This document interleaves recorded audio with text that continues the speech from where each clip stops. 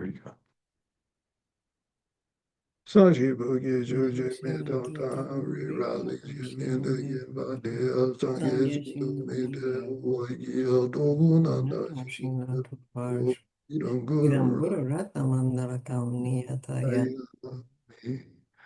Sange Jedazugi Jona Chambada Yasaji Dagi Jigi Bezunagi Dola Beji Sange Vajo Sangye Judan Sugi Junama Janju Badu Dani Gyazu Jil Dagi Jiji Gebe Sunangi Dola Beji Sange Dubashu Sangye Judan Sugi Junama Janju Badu Dani Gyazu Jil Dagi Jiji Gebe Sunangi Dola Beji Sange Dubashu. That verse says it all, doesn't it? It really does.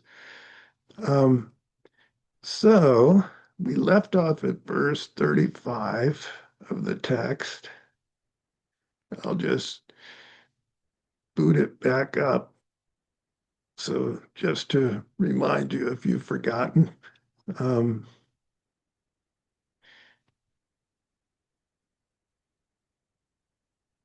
hold on a second. Collapse this. Here we go. Things first proclaimed such as primary elements then are incorporated into consciousness. Since knowing that you break free from them, are they not unreal constructions? We had gone into that a little bit. It's a complicated verse, but it's a lot of meaning in it. But then we had left off. Nirvana is the sole truth, is what the victors declared. Then what wise person would suppose everything else is not false? All right, so that's where we left off. Um, I'll go ahead and show this in Tibetan, and then we can plow forward. All right, so the, the verse Juwa Che means the great four elements or five elements, depending how you break them down: earth, water, fire, air, space. Um, Sok means so forth. Shepa means those were taught by the Buddha. And the next line, Nambar Shesu Yangdak Du, they are all perfectly subsumed under mind, means that we can't really think of any phenomena where we're not using our mind, right? And so there are two schools of thought in Buddhism about that. The mind-only school, and Sankaracita is used in the commentary as an example of that viewpoint, had the idea that in a single instant, the mind is both perceiver and projector of that which is perceived. And this, any of you know Western psychology kind of know there's a truth in that. If you've ever had an emotion that you falsely attributed to someone outside of yourself, and then later came upon, aha, that was really my emotion. I was projecting it. It can feel very real. And so in any instant when we're perceiving phenomena, our mind is involved. So Sankarikshita and others who follow that mind-only school think the only real thing is the mind. Whereas Chantakirti and others in the Prasajika Madhyamaka school said, well, mind is involved in all those perceptions, but in reality, mind itself is not really inherent either. It too is a produced thing, and it's a dependent thing.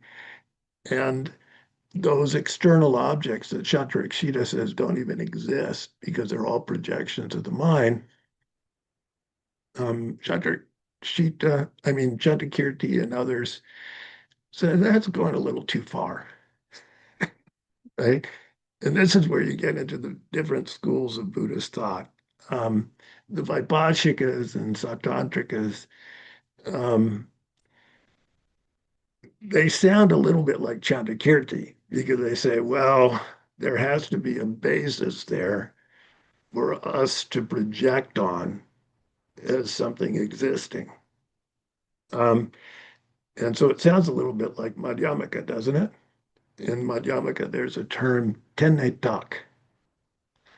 So a basis, and upon that basis, tak, a label, right? Tenne tak. So a dependent basis and a label. And so that sounds a little bit like the Vaibhashika and Sautrantika view, except within that view, they think the basis is real and established from its own side. Whereas there's no sense of that in Madhyamaka, Prasangika Madhyamaka, because if you look into the basis of ascription, it too has no self nature. Um, so, anyway, I know this all sounds kind of heady, but it really gets profound when you start looking at yourself. Like, who am I anyway, really? And then you start to take apart the different aspects of what constitutes me. And you see there's a digestive system, a neurological system, there's a pulmonary system, cardiovascular system. There are all these different moving parts. And we got control over none of them almost. They're all going along. And then we look in the mirror and we think, oh, there's me. When everything is constantly changing and interdependent and very, very complex and not propelled by our own volition, it kind of has a life of its own. So, anyway, um, if you want to go deeper into the Vaibhashika Sautantric view of atoms, they didn't have a sense of atoms, which is very interesting. Um, they felt like atoms were each atom was comprised of the major elements in different um, percentages of how much of the earth element versus water versus fire and so forth. And that there were four other sub-elements making a total of 8 or 9 parts to each atomic particle. Um, and so anyway, that was their view. And it was pretty sophisticated given they didn't have microscopes or anything. They were kind of breaking things down. Um, but anyway, they change moment to moment. But all of those, even our sense of atomic structure and subatomic structure, we have some observational context, a lot of experimental context in terms of like cyclotrons and things like that to kind of break down what is a subatomic particle. And then you get into the uncertainty principle and all the really mind-bending things that come out of particle physics. And you find out, well, really Nagarjuna was right. There's no self-existent nature even at the atomic level, but all of that is subsumed under mind. We only know it through our mind. Part of the uncertainty principle, as I understand it, is that the observer has an effect on what is observed, which is an interesting thing. How we observe subatomic interactions alters them, and it's interesting. So anyway, again, I'm sure if any of you are nuclear physicists, you can debate me on that, but that's my feeble understanding. So the next verse is where we left off. Young and De. is nirvana, the state beyond suffering. Then that truth, chikbur, means that is the sole truth. So in this context, we talked about it before. What is nirvana from the context of empirical reality in Nagarjuna's view of it? It's the absence of self nature. That is nirvana, if we can only see it, if we can only stay in it, if we can only abide in that wisdom that precedes it, right? And so that's the ultimate nature of everything, according to the Buddha and according to Nagarjuna. Gyawan Namgi, by the victorious ones, Kong Sumba, that's what they taught. That's what they taught. That's the sole truth. Because all deceptive truths change moment to moment and are really appearances um, based on causes and conditions that are beyond our ability to grok as we project a self onto the things we see. Um, they'd say at that time, when you see that, Lakma, Lokman She, what's left? What's left? Um, so since everything has that nature of empty of any self nature, what's left over that you could say that that's real? um, Kepa sushi topar J, what intelligent person would conceive of anything beyond that ultimate nature of things, right?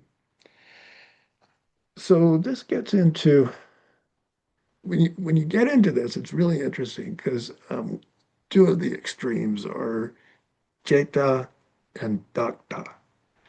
Jeta is nihilism, Dakta is eternalism. Those are the two extreme viewpoints that Nagarjuna, that's why this is called the middle way. Nagarjuna is finding a middle way through them. So when you start to think that way, that nirvana is the sole truth, which means emptiness is ultimately the sole truth, what happens to your concepts about the world? Don't they start to fade a little bit or shake? Right? And so the danger is, of course, it's falling into Chaitan nihilism, if you think that way. And so he's going to come up right away and give you the other side. Well, if that's the sole truth, if everything's empty of self nature, well, what's the world? Right? And so he says, Jishi Yiki Nam Yoa. Jishi means for however long. Yi is mine.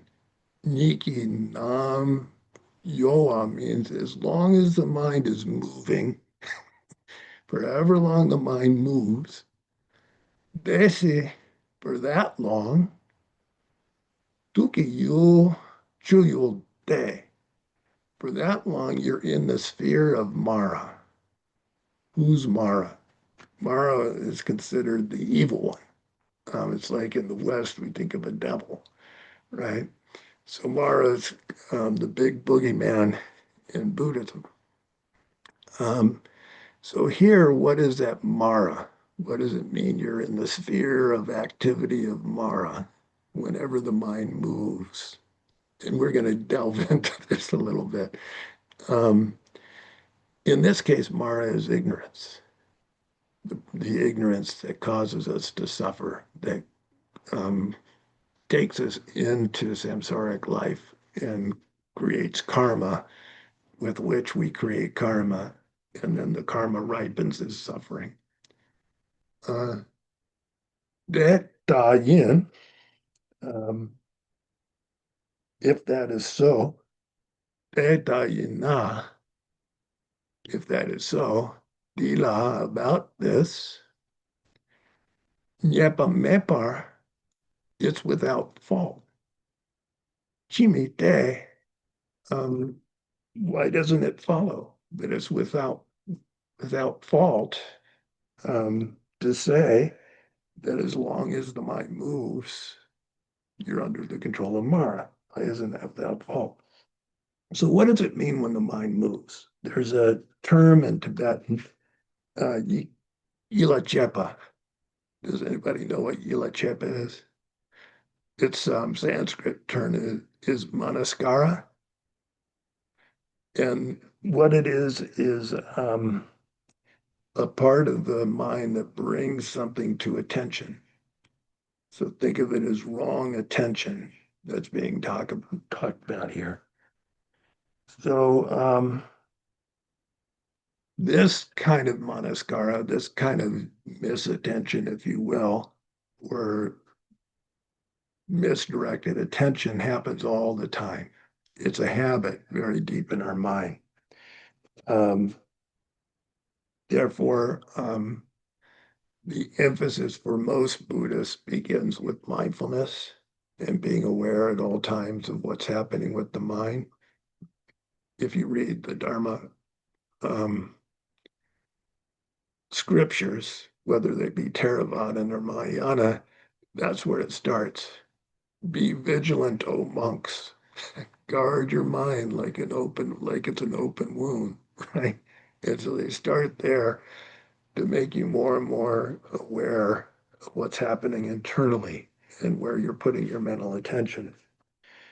Um, it requires a lot of methodical care to keep your vigilance out.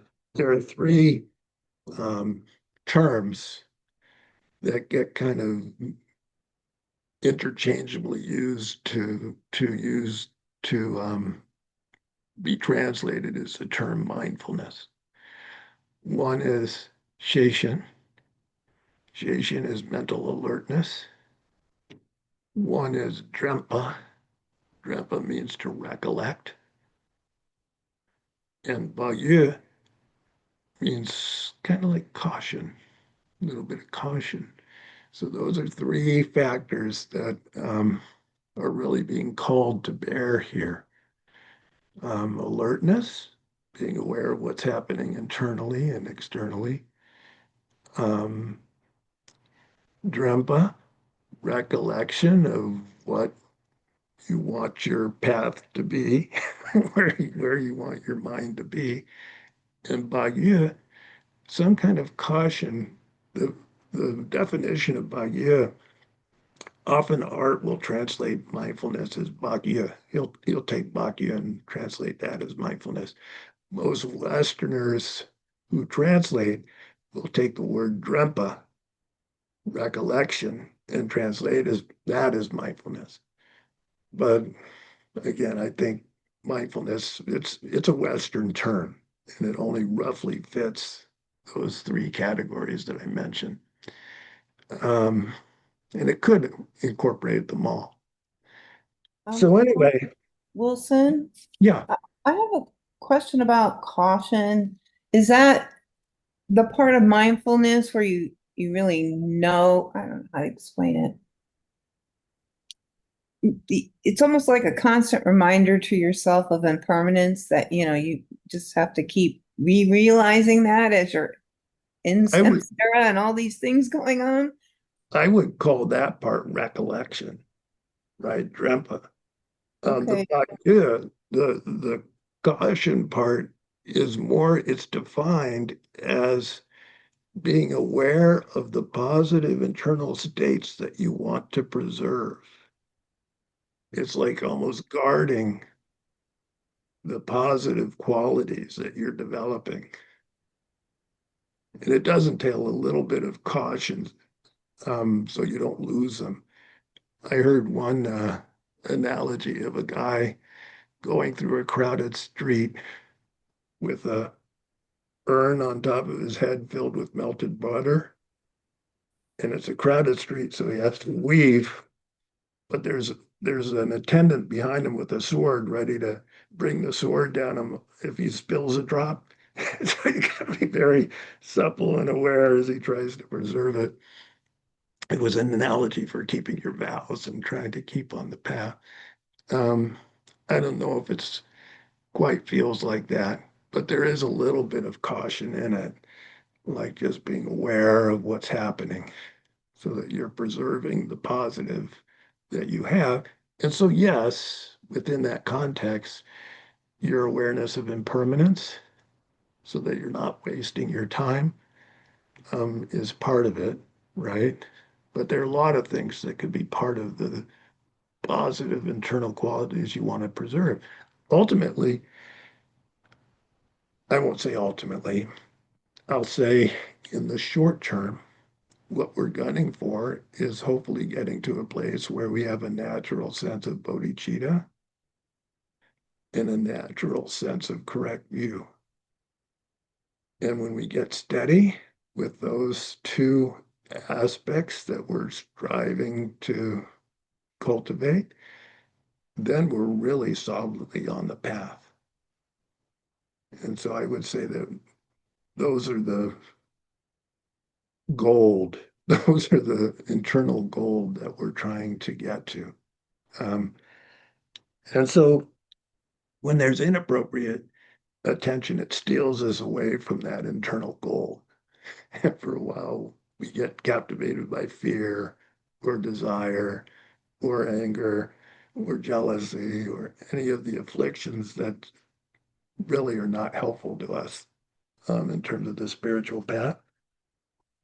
So again, here Mara is used to connote ignorance. And there's a quote, the life force of the faculty of wisdom is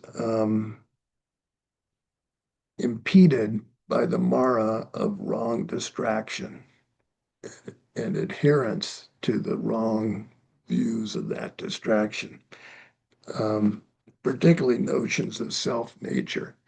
As soon as we cling to a sense of me and mine, then all the afflictions arise out of that, right? And so it's a tricky thing. Mara is seen as the controller of the three realms of existence. Here's a depiction in the wheel of life. You know, there's Mara or impermanence actually holding the wheel of the six realms of existence in his mouth, devouring us all the time. Um, there are four ministers that Mara has. There are four mistaken beliefs that you've heard them many times. The first is seeing that which is impermanent as permanent, right? So that gets, Sharon, to your thought of you need to preserve your sense that any compound phenomena is impermanent, either at a rough level, that at some point this body I'm clinging to is going to fall apart, whether I like it or not, it's going to, right? But then also subtle impermanence, moment to moment, every compound phenomena, both within us and outside of us, is changing. And so nothing has any kind of stable identity to it within that view of subtle impermanence. So anyway, that's the first minister of that ignorance of Mara. The second is seeing suffering as happiness. So here we are in the cycle of existence. Um, Here's ignorance, that link. I don't know if you can see it on the outer links. A blind man with a cane, right? And again, the blindness is that two levels of ignorance, relative level that cannot see cause and effect and karma. At a more subtle level, it is called the view of the perishables. The perishables are aggregates, and the view is that they constitute a self. And that's a mistaken view because they don't constitute a self. Um, so those two blindnesses that we have cause us to stumble through existence. And it's like a blind man with a cane. because it's a prop. It's not how reality really is. Reality doesn't have any self-nature. All um, compound sentient beings are molded by their karmic causation. And so constantly that relative aspect of us as beings is being molded by our karma. So if we're blind to it, then we're out of touch with our reality, right? And we're also blind to the ultimate nature of ourselves. And so within that ignorance, we engage in actions. And that's the second link here of the potter making things out of clay. Similarly, each moment that we're following the Mara of our ignorance, we're creating positive and never negative karmic causation that will later ripen as pleasant or unpleasant effects. And then the third link is the consciousness which carries those karmic seeds into our next life when we die. And then the fourth links name and form, the body and mental aggregates of the next life. And the next life, the next link is the ayatanas, the sense doors. And this represents when we take birth, particularly if it's a womb birth in our next life, there's a phase of development when the mind is not totally linked in with the sensory faculties. It's like a house with empty windows. And the mind's a little bit like depicted like a monkey running around the house, staring out of one window or another. Like the mind kind of links up with one sense of power or another, but is not really integrated with them. And then the next link being it's two lovers in embrace, and it's contact.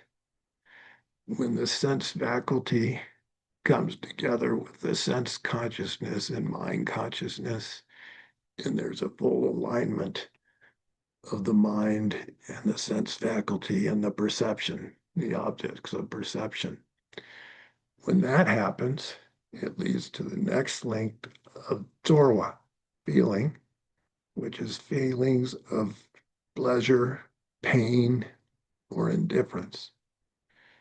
And that leads to the next link, initial desire. It's a guy sipping a beer thinking, oh, it tastes pretty good. um, and when we have an initial desire, our desires are based on past karmic causation. And so, depending on what kind of karma we've done in the past and what desires we followed, those surface in our next life or this life. And as we follow them, they become craving. And craving is depicted by a monkey clinging to fruit in a tree. And most of our lives are spent following the objects of our cravings and pursuing them. As we follow that craving, it starts to grow and define us. And that leads to the next link, becoming, which is depicted as a pregnant woman about to give birth. And so when we've cultivated that craving to the point that it defines us, then that becomes the throwing karma that determines what kind of life we're going to be drawn to once we die. And then um, when we do die, then we have to take birth. There's a woman giving birth. And once we're born, based on that contaminated karmic arising, then inevitably that ends in old age and death. This is a guy carrying a corpse out to the charnel ground. And so it keeps going and going and going. That's Mara's realm. So all of it within it, there are the six realms of existence, and in all of them, they're defined by the three types of suffering. The suffering of suffering, which is, ouch, that hurt. This is really unpleasant. I can't stand this. The suffering of change, which is, oh, this is perfect. I really like this. And then it ends. And then all that clinging turns into pain, as we can't have the thing that we had for a moment. And then the suffering of conditional existence, which is very subtle. It's that the high bodhisattvas can feel it almost like the way you feel a hair in the eye. But for most beings who aren't quite as evolved, it's like a hair in the palm. They don't really feel it, but it's there all the time. And it's because constantly we're the basis of how we identify ourselves is contaminated. The karmic underlie of our aggregates and everything we are those contaminated afflictions of ignorance, hatred, desire, and the rest. And their nature is suffering. Um, because of them, we create negative karma based on what we consider ourselves to be now. And afterwards, then that contaminated situation we're in produces more suffering because of the karma we create trying to preserve it. And so, anyway, that's considered the ultimate kind of suffering that we should try to escape from. Now, take that view. There are lots of different forms of suffering I haven't mentioned, but take that view and compare it to the view that there's a divine being who created heaven and earth. This is a divine creation and it's all good. Everything is good. So there's no suffering. Just God works in a mysterious way. You can see there's a real difference in those two viewpoints about our existence. Um, the Buddhist view is that no, God didn't create this. This is all Mara's creation. This is all the creation of ignorance and the actions that come from ignorance. And so its nature is not happy. Its nature is suffering.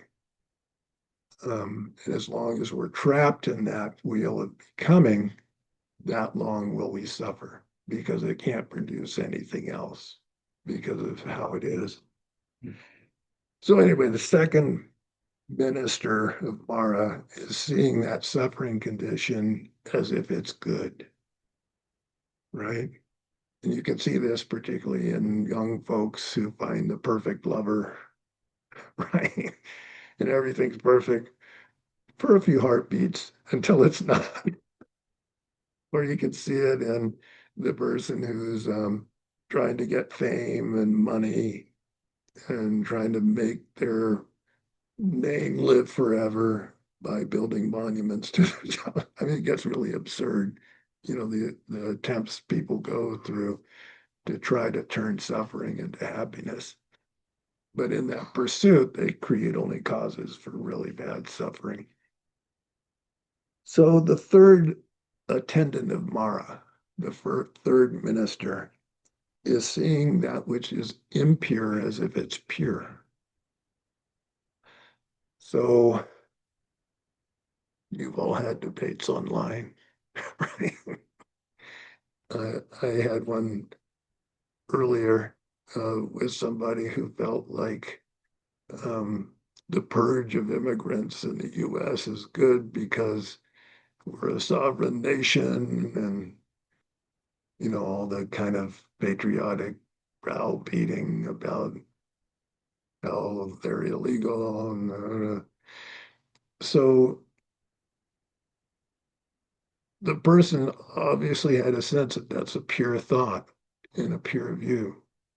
But in reality, what's happening is it's destroying lives, thousands of lives, incalculable number of lives, and all in the pursuit of what? Or somebody who sees their race as the pure race, um, and all other races below them. All of those views are based on this, seeing that which is impure as if it's pure. Well, that I feel like that happened very quickly to the United States as a whole.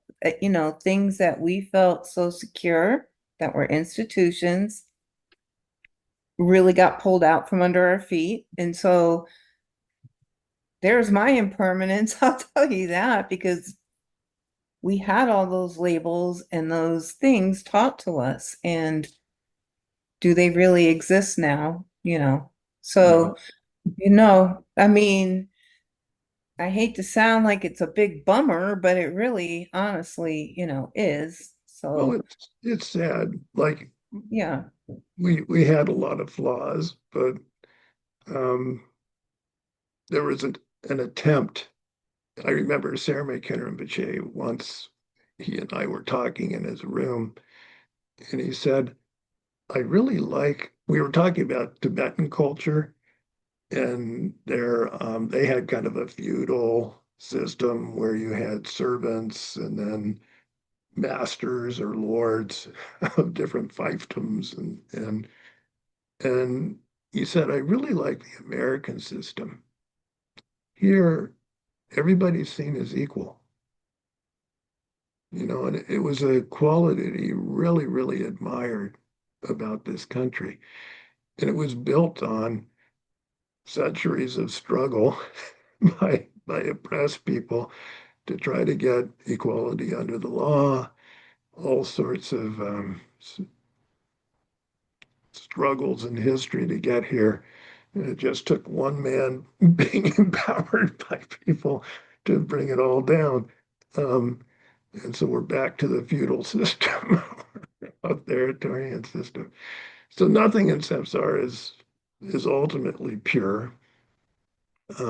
There are some states of samsara that are better than others, as you can see in the six realms, right? The three lower realms, the suffering is much more intense.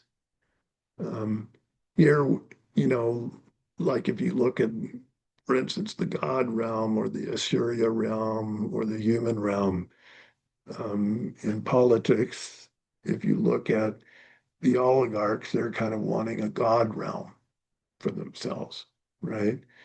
And then a lot of people are trying to keep that from happening. That's like the Ashura realm fighting for that status. And then humans, most of us are just working, trying to survive.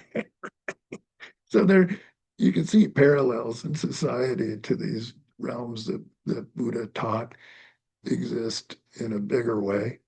Um, I always kind of looked at the God realm and the Buddhas and how various ones had different vows they took, like Kitibara or, all of them, they had various vows that they took. And I sometimes wondered what mine would be if I got there, and that's how I look at it, not like having power over, others. To me, that wouldn't be a God realm, um, but yes, I can see the comparison. That's what people want or to be in. Most people would opt for being a God realm. I'm seeing Bobby go, no, not for me. Well, actually, and it's very much similar to current life. If you get But into in the current life, I age slowly. It's not going to hit me like pow overnight. I don't think I can handle that. well, it is said that if we're unlucky enough to be born as a desire realm God, then it's really pleasurable for the first part of our life. But then when we realize we're dying and where we're going, it's like, oh no. And I think that's driving it too. A lot of people would untold amounts of wealth are so afraid of losing it that they're trying to divide and conquer the workers and keep their amassing of wealth. It's that's samsara. I I don't even understand that motivation. Do you know what I mean? I don't, you know, Well, I it's do hard for think, me to, why are they doing it? They can't take all of that power, all of the money, all of the people they've harmed because they enjoy doing it. They can't take that with them anyway. So what, well, what's, you know, it's just how it is. Unfortunately, in samsara, it's short term, wanting immediate pleasure and not, looking at the longer term. Um, And so also, I think I would say, hi, Wilson. I would say it's never enough. yeah, never enough. It's like drinking salt water, never enough. And so that's seeing the impure as pure, and we can see it all around us. Um, the fourth one, seeing that which is without self as having a self. And that's the underlying drive of all those other flawed views.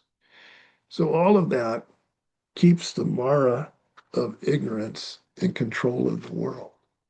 Um, it's the sustaining force that keeps us perpetually in samsara. Um, and that's the point of this whole treatise that Nagarjuna wrote, is how do we free ourselves from that um, ultimate boogeyman of Mara, the Mara of ignorance. So I'll go back to the text, but it's good to get a bird's eye view of what he's talking about.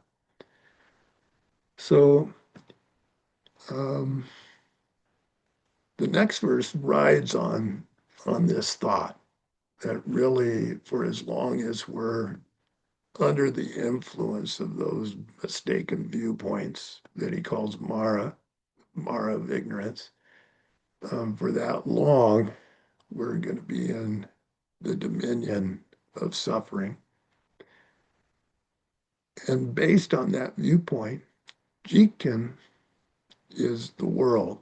And this is really, the word for world is really interesting. Jik is perishable. Ten is like a basis that we depend on. And it's really what's being referred to when it talks about the world is our five aggregates, contaminated aggregates in the 18 dhatus and the 12 ayatanas. Everything that we perceive and think of as ours and me is the world. And of course, the environment around us too. Mari Kenshindu, Mari Kenshindu, um, all of the world is conditioned by this ignorance. Madrik is ignorance, not knowing. Longshir, Sangye Nam Sumba, um, for that, um, Kongshir, for what reason? The Buddhas have said so.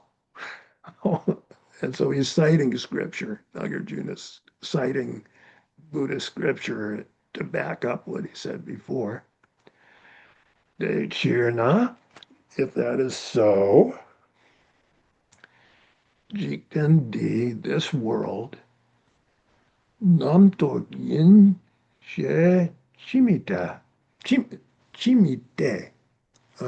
Why wouldn't it follow um, that the world is really just Namtok? Namtok is an interesting word. It means conceptual. And in this case, like a conceptual fabrication. Since everything in our world is conditioned by ignorance, then why wouldn't it follow that everything we call the world is merely a conceptual fabrication? What do you guys think?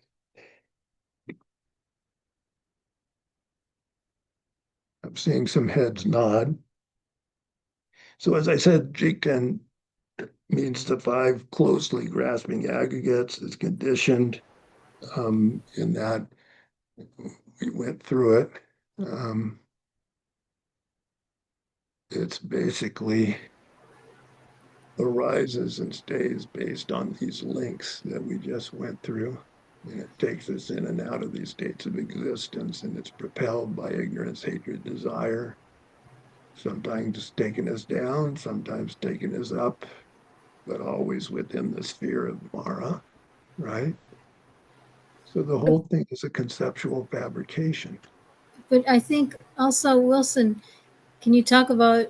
I don't want to take us too far off track, but we have a certain amount of control over it. Like, in a sort of crude way, we make our world. And I think we do have certain choices within our individual samsaras that we create.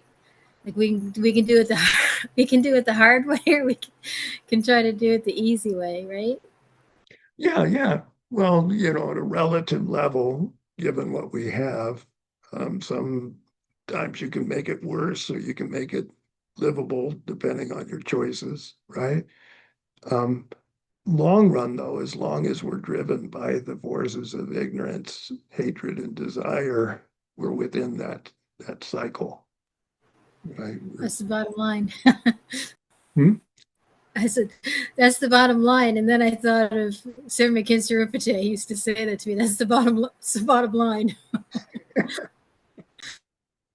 Yeah, yeah. Well, actually, this verse, the commentary by Chandrakirti gets into your question, Brenda. So it's a well-asked question, timely question. I'll read my notes from Art's translation of Yume Khyentse Rinpoche on this verse. Um, all right, so the world here is the five closely grasping aggregates that we call us that are conditioned by those 12 links of dependent origination. Um, the notion of being conditioned is explained in three ways. One, as not due to the will of a creator or pure mental substance movement. Um, the presence of a result shows that it must have been preceded by a cause that necessitated it becoming. So those two notions I mentioned in this country, you'll see a lot of people who think there's a divine creator that created all this. But if you say, well, why is that kid suffering then? What's God against that little child who's born deformed or into poverty? And then God works in a mysterious way, right? Is the best reply that you get, right? Um, so Chandrakirti is refuting that idea that if it were a benign creator, um, then everybody should be happy and have well-being. There shouldn't be the suffering. Um, the pure mental substance, the movement of a pure mental substance. There was a school called the Samkhya school that maintained that there was a pure substance that gave rise to creation. And that too, how could something impure arrive out of something pure? And if it was a pure, unchangeable substance, then how could anything arise from it? Because it would be inherent and it wouldn't be capable of causation. And so the Buddhist view is that for something to arise, there must have been causes and conditions that caused it to arise. That's the Buddhist view. So the second um, point, causation is impermanent. It's not an immutable primordial cause, like the Samkhyas were wanting to purport. Um, when this arises, that comes forth. So if you take a seed and it sprouts, If there's no seed, there's no sprout. But when the seed is planted in the moist, fertile ground and has enough warmth, then the sprout cannot help but come out. And the third point, the nature of the cause must be consistent with the nature of the result. So if we look back at the wheel of life, because the initial cause of our samsara is ignorance, then that ignorance conditions every phase of what comes after. And so every link is conditioned by that ignorance. That's something to grok. And so our current state, because it's contaminated by ignorance and the afflictions, it cannot be anything else but contaminated. And that's what's causing the suffering that we experience. So the sutras mention if the cause is present, the result will come about. I remember, Brad, you were talking about Ken Rinpoche. I remember him saying one time, it's useless to put kernels of corn, plant them in a fertile field, and then pray for oats. If you plant the corn seeds, you can get corn, right? Because the nature of the cause is going to give rise to what comes next, right? Um, and so the sutras mention when the sprout arises from the seed, it does not think, I shall now arise.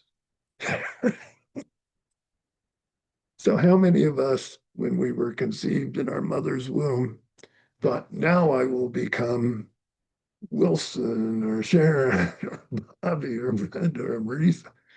None of us thought that, right? The causes and conditions came together. At some point, our parents conceived of a name for us and they labeled us. And then they kept calling us that name. And then we internalized that. And now we think, oh, I'm Wilson or Brenda or Bobby or Sharon or Marisa. So it's totally due to the force of the seed in the earth, soil, warmth, moisture that the seed turns into a sprout. Therefore, results are forced to arise choicelessly when the causes are produced. So we were bemoaning the loss of what used to be in this country. But the causes sustaining it gave way to other causes and conditions that are producing the new normal, right?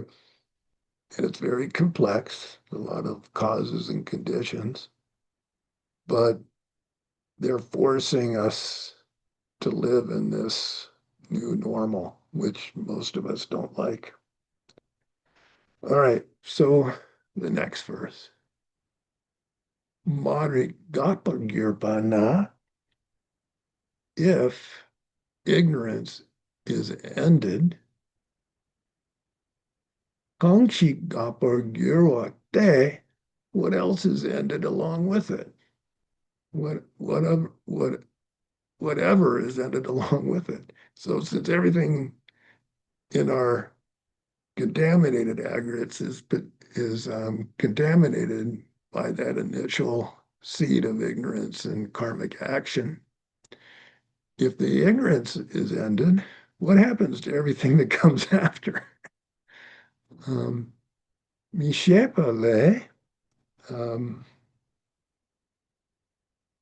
not understanding, from that not understanding, Undakbar means completely fabricated.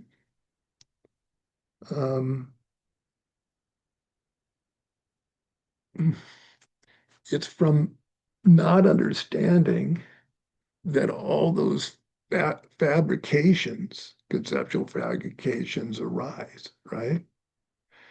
And so Jitavu, because it's like that, since it's like that, Selmy, why wouldn't all those fabrications that come out of that ignorance also be completely dispelled and cleared away? So if we're able to end that ignorance driving the whole machine, why wouldn't this whole realm of Mara, this cyclic existence, also be cleared away? That's the question. What do you think? We get rid of ignorance, why wouldn't the rest of it go away too? A nice thought, isn't it? That's what that's why this is considered the ultimate antidote. What Nagarjuna is teaching is the ultimate antidote to all that ails us. Um,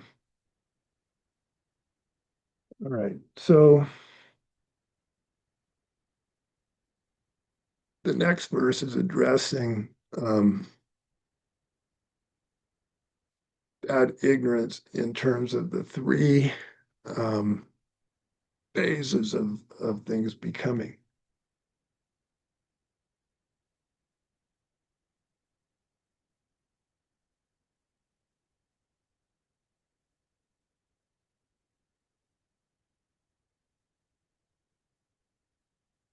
Policy that which is a cause, Dangchepa, and along with that, Jung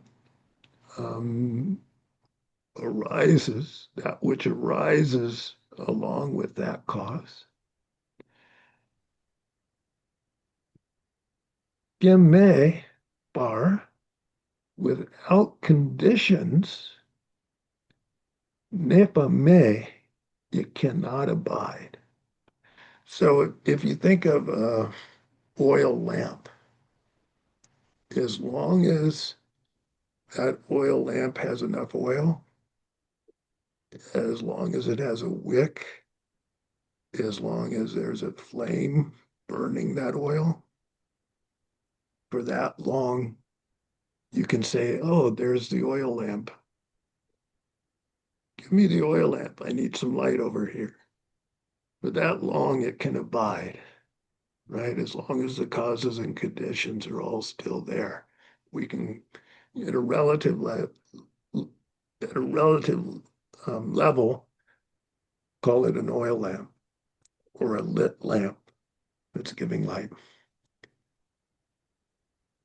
Gamechir, Chiryang, Chiryang means again, Gyame means without those conditions. Jikyurpa, it is destroyed, it ends. So you break the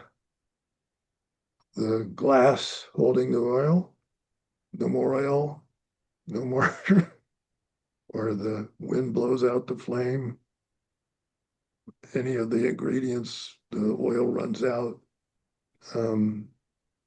no more lamp, no more flame.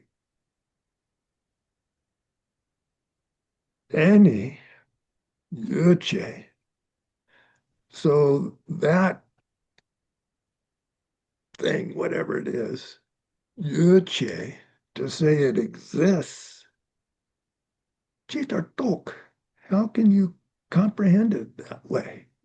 So let's take the oil lamp. Was it an oil lamp before you assembled the glass container and the oil and the wick and the flame? Well, can you call it an oil lamp? It didn't exist, did it? It's only when those things are put together in a certain way that then you can properly label an oil lamp. But I have a question about that. Just because you mentioned the wind, blowing out the light. And so to me, the light went out. It's still a lamp. The oil's there, all the conditions that it can be a lamp is there. Losing all the oil, yes, I could see, but you really, really want to be technical, Yeah, um, it in has terms, the potential to be a lamp if it just got blown out.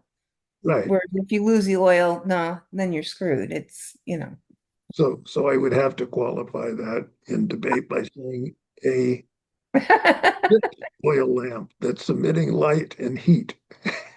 Exactly. Well, yes, it's just a thought. It stopped me from following through with what you were saying. That's all. But you have the general idea of what this Yes, is. I know what you're saying. It was like the chariot, what makes up a chariot? What part? Is it the part? Is it all the parts? Is it just one part? Same basis, right? And so let's go back to making this personal. I mentioned when we were conceived in our mother's womb, none of us had an idea. Now I will grow up to be so and so, right? Right. But since that time, we were given birth. Somebody cared about us enough to feed us. We got a name. We got function. Now we're all at the other end of it. And we're kind of thinking, how long will these conditions last? Is there anyone here who's not thinking that? How long will the conditions last? Because whatever we think of ourselves, whatever name we're called, that will cease to be once the conditions that drive it end, right? That'll be it. So, whatever we see ourselves to be, just like that oil lamp, which did not exist before it was put together. Similarly, the same is true of ourselves, right? There was no inherent conception, no inherent arising of our body and mind, no inherent staying of our body and mind, and there will be no inherent end to our body and mind. It's all conditioned. When the conditions end, so do we. Of course, this can get nihilistic. You can go too far and think, oh, so what's the point of anything, And that's what a lot of nihilists think. They see very well that they're going to die and they have a temporal time. And so they try to grab for all the gusto they can get because they don't see causation, right? Um, but the Buddhist view is, of course, middle way. In the Lenka Avatara Sutra, there's a beautiful line. Things are not always as they appear, nor are they different, which is a really interesting line. It I gets, love that. you like that one? It's perfect. It is. It hits the nail on the head. So we conceive of a self, but things are not as they appear. Yet if we go too far the other way, well, then there's nothing, nor are they different. Then we have to say, yeah, there's something here. Right? I'm talking, I'm breathing, I'm moving along. Similarly, when we die and the body falls apart and everything we identify with leaves us, there is a subtle continuum of mind that gets shaped by our karma into our next part of our journey, right? And so there's a middle way. This is always following the middle way. So, three characteristics that are being talked about here: arising, abiding, and perishing. They show lack of self nature because they're conditioned. I'm reading from my notes here. And this is where the commentary mentions the oil lamp, um, but none of it exists inherently, which brings us to the next two verses. How are we doing time wise? So the Samkhya tradition, as I said, they have this sense of some pure entity that gives rise to phenomena. And that's being addressed here by Nagarjuna. People who think that way, that there's some pure self. If you follow any Vedic traditions, sometimes people say, I am, and you got to get in touch with the true self, and that exists. There's a sense that exists purely from life to life, unchanging. But of course, this school would refute that. There is a continuum, but it's self, it doesn't have self nature to it. And that's why it can be changed, and that's why it can be enlightened. If it was permanent or a true self, it wouldn't always be the same. So Nagarjuna's addressing people who think that way, who think of some pure substance. Galte, if Yurpa Mawanam, those who are proponents of existence, of self-nature, Chok if such people cling to the idea of a supreme entity, Nepane, abiding that way, Lam Denila, to that path itself, Nepa, then they stay with that belief, and that's their practice. De, Dela, to them, also to choose a may. I'm not even a little surprised. So he's basically saying people who've been raised that way and think that way, and then they practice that way, I'm not surprised at them because that's how they were taught, and that's what they've come to believe over time, right? It's like in this country, if somebody says, oh, God is good, God created you, God created the world, and if that's what they believe, then I'm not surprised. There's a whole school system that believes that. This meeting is being recorded. Yes, it is. So then the second verse is getting at people who say they're Buddhist, but he's targeting the lower school systems, the realists, Vaibhashika, Sautrantika. Sangye Lamla, Dene, those who depend or go for their spiritual advice to the Buddha and the Buddha's path. Kunla, who see everything, la, to everything, mitak mawanam, they declare every compound thing to be impermanent. Tsupe, those proponents of everything being impermanent and the Buddha's path, who debate Ngunan Chok Sungwe, that entities, Nguna means entities or produce things, Chok are some entities are supreme, Sungwe holding that to be true. Like I mentioned in those lower schools, they agree that we kind of label things, but they think the basis really exists. Like the nature of the basis really exists. Napa Cayenne, abiding in that view,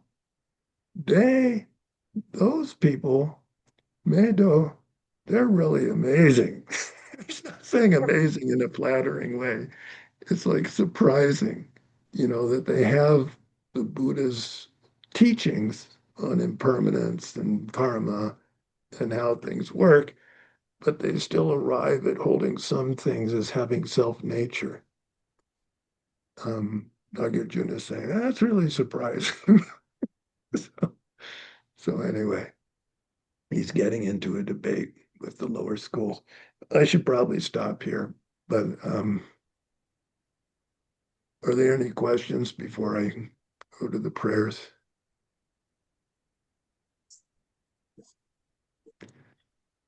All right, then I'll pull up the prayers. This meeting is being recorded.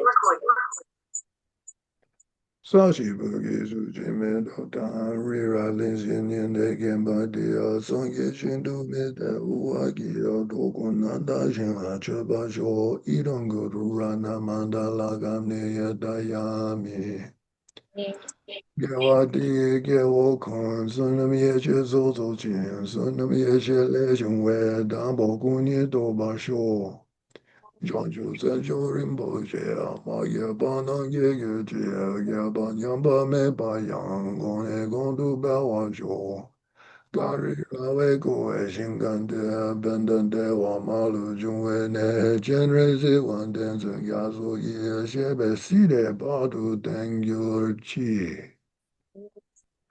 Thanks, you guys. Apologies Hi, again. Wilson. Thank you so much. Whoa, sorry.